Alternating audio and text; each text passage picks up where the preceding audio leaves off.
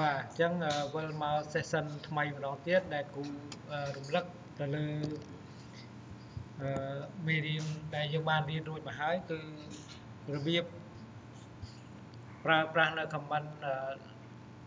subtract បាទចោះរុនណាបាទអូខេអញ្ចឹងគ្រូឧទាហរណ៍ទៅលើការបង្កើតនៅ object លក្ខណៈជា count ជាស៊ីឡាំងហើយជាដើមបាទអូខេបាទឥឡូវនេះយើងមើលទៅលើtool ដែលយើងមានសម្រាប់ 3D នេះយើងមាន box មាន cylinder មាន count មាន sphere មាន pyramid មាន width មាន torus បាទទាំងអស់ហ្នឹងគឺជា tool មូលដ្ឋានសម្រាប់ការបង្កើតនៅ object ផ្សេងៗបាទដែលជាមូលដ្ឋានគ្រឹះសម្រាប់បង្កើតនៅ object ផ្សេងណាបាទឧទាហរណ៍នៅពេលនេះគ្រូចង់បង្កើតនៅ object ជា count បាទជា count យើងអាចប្រើ tool ក៏បានយើងប្រើ command ក៏បានបាទ command យើងប្រើ con enter ចាប់ចំណុចហើយបើសិនជាយើងយក tool យើង select លើ tool នោះមក count មកហើយយើងចាប់នៅចំណុចចាប់ហើយយើងកំណត់យើងគិតថាយើងបង្កើតនៅរូបហ្នឹងគឺយើងកំណត់មុខកាត់ខាងក្រោមប៉ុណ្ណាអញ្ចឹងឧបមាថាយើងចង់បាន 2000 អញ្ចឹងយើងកំណត់កម្មវា 1000 เนาะបាទ1000 enter បាទហើយយើងកំណត់បាតលើបាទបាតលើប្រហែលយើងកំណត់ដោយយើង press អក្សរ T ហើយ enter យើងអាចយក1000 អញ្ចឹងយើងកំណត់ຂະຫນາດ500เนาะអូខេ500ហើយយើង enter បាទ enter ហើយយើងកំណត់កម្ពស់បាទអញ្ចឹងយើងមើលនៅ comment ដែលវា alert នៅលើ screen នេះយើងឃើញ specific high បាទអញ្ចឹងគ្រូយកពី1005เนาะអូខេហើយ enter ជាការស្រេចបាទហើយយើងមើល object របស់យើងបាទឃើញអញ្ចឹងបាទអញ្ចឹងក្រោយពីយើងបាន object អញ្ចឹងហើយយើងអាចបង្កើតនៅរុនបាទរុនក្នុងអញ្ចឹងយើងអាចយក command ដូចគ្នាបាទអញ្ចឹងគ្រូអាចយក900វិញគ្រូយក1000ឥឡូវគ្រូយក900គ្រូ enter ហើយ T enter គ្រូយកកំណត់មកកាត់លើអញ្ចឹងឥឡូវវិញយើងយក500เนาะឥឡូវគ្រូយក400អូខេគ្រូយក400ហើយ enter ហើយកម្ពស់យើងគ្រូយក1000 1500ដូចគ្នាបាទហើយ enter អានេះជាការស្រេចបាទនេះការបង្កើតនៅនេះហ្នឹងបាទឥឡូវគ្រូដាក់ផ្ទៃមើលเนาะបាទគ្រូនៅប្រើ command ចោះរុនមួយទៀតគឺយើងប្រើ subtract បាទអញ្ចឹងគ្រូចូលមក command នេះ u ដែរហើយយើងអាចប្រើ command s u b បាទយើងឃើញ subtract ហើយ enter អញ្ចឹងដើម្បីចោះរុនបានយើងមក select ខាងក្រៅនេះមួយដកចេញមក enter ហើយមក select ខាងក្នុងមួយទៀត enter បាទអញ្ចឹងយើងមើលរូបយើងមើលបាទបានជាកោណកំណត់កោណដែលមានកម្រាស់100เนาะកម្រាស់វា100អូខេបាទអញ្ចឹងនេះឧទាហរណ៍ទី1បាទឧទាហរណ៍ទី2គ្រូយកដូចគ្នាដែរយកកោណមួយទៀតបាទអញ្ចឹងយកខាងក្រោមដូចគ្នាបាទបាតក្រោមគ្រូយក1000 enter បាទហើយ T enter គ្រូយក250អញ្ចឹងបានន័យថា500เนาะ250បាទ250 enter ហើយយកកម្ពស់វា1500ដូចគ្នាអូខេបាទអញ្ចឹងដើម្បីយើងចោះរុនបានយើងត្រូវកំណត់កោណម្ដងទៀតបាទហើយយើងបដូរ view មកយក view 2D មកហើយយើងងាយក្នុងការបង្កើតនៅ object មួយទៀត double នៅក្នុងហ្នឹងเนาะបានភាសាទៀតដែលយកដកតាមកម្រាស់ដែលយើងចង់បានអញ្ចឹងគ្រូអាចយក900ដូចគ្នា enter ហើយ T បាទគ្រូយកខាងលើនេះមិញគ្រូយក500ឥឡូវគ្រូយក400เนาะ400 enter ហើយកម្ពស់វាយកប៉ុន្មាន250មិញហ៎250អូខេអញ្ចឹង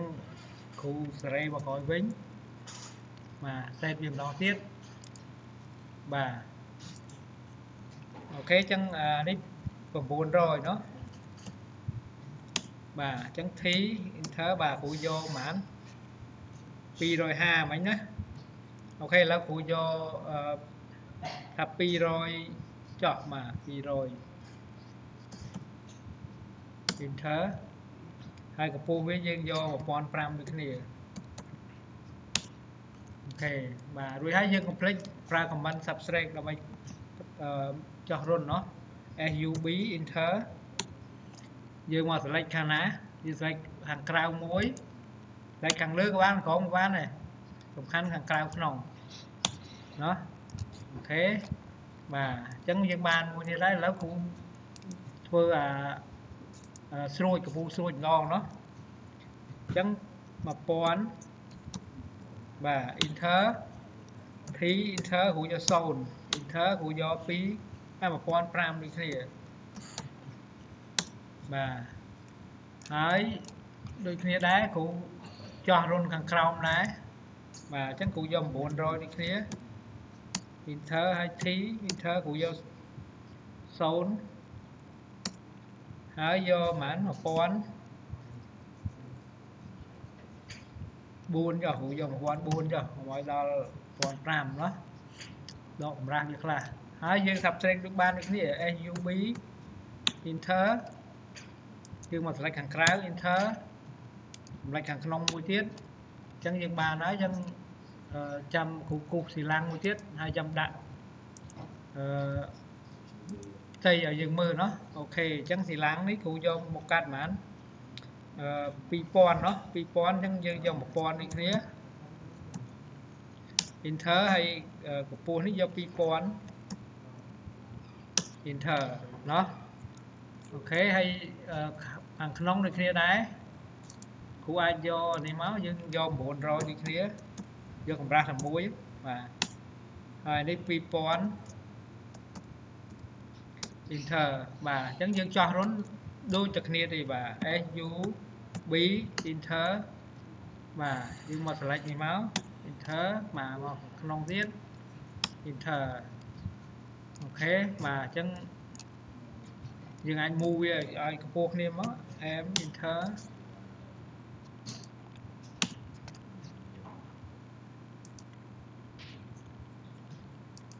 អូខេបាទអញ្ចឹងទាំងអស់ហ្នឹងក៏យើងត្រូវការពេលយើងដាក់ផ្ទៃយើងមកហើយយើងត្រូវការជួញវាដែរបាទឲ្យវាទៅជាផ្ទៃតែមួយព្រោះយើងមាន2ដុកអញ្ចឹងហ៎បាទ enter ជួនកាលយើងលើកទៅវាអាចទៅតែមួយផ្ទាំងបាទអញ្ចឹងបើយើងជួញគ្នាហើយទេវាអាចទៅទាំងអស់เนาะអូខេបាទអញ្ចឹងយើងអាចផ្លាស់ប្ដូរផ្ទៃបានទៅតាមតម្រូវការណាយើងអាចបង្វិលវាអាចត្រឡប់អីវាទៅតាមនេះបានណា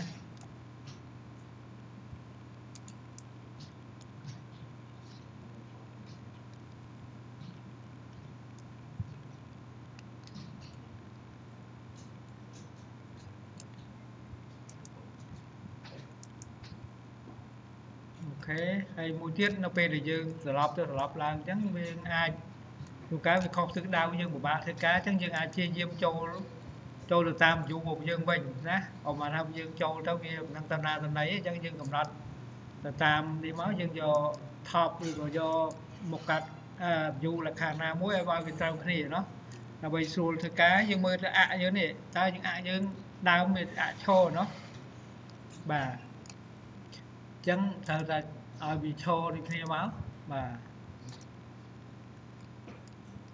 ទឬក៏យើងចង់ដាក់ពណ៌អីបាទយើងអាច select រវាមកបាទ select មកយើងឃើញ layer នេះឃើញទេចង់ដូរទៅលឿងចង់ដូរទៅខៀវក្រហមអីតែយើងเนาะអូខេ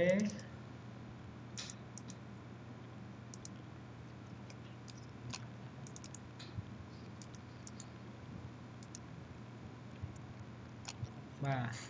អញ្ចឹងសង្ឃឹមថាទាំងអស់គ្នានឹងធ្វើបានហើយវីដេអូមួយនេះក៏ដល់ទីបញ្ចប់ដែរអរគុណច្រើនចំពោះការតាមដានហើយ ជាស្រ័យនៅកំហុសឆ្គងផ្សេងដែល